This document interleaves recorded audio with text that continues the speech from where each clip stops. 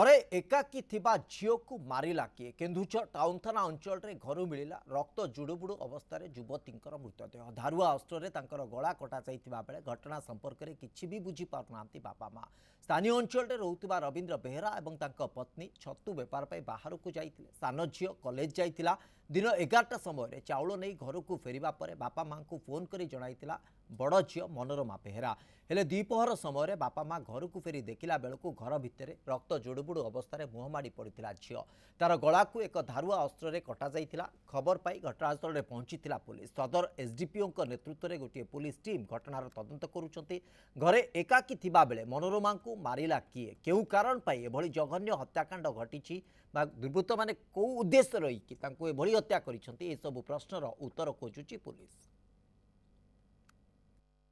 एटू मोर आगे कहले मोबाइल देखतु है कौन आउ से छाड़े से आनिबो नन्ना होटल आनी खाइदवा से सान झील आसला वुमेन्स कॉलेज रो तार एग्जाम थाए सी आसिक मारे कवाट पेलिकी देखला बेलू एकटा कोठा है सामना पटे गेट चाप पड़ी गोटे आम खबर पाइलु जे मर्डर होम पुलिस स्टाफ इमिडिएट आसी पहुँचले स्पॉट को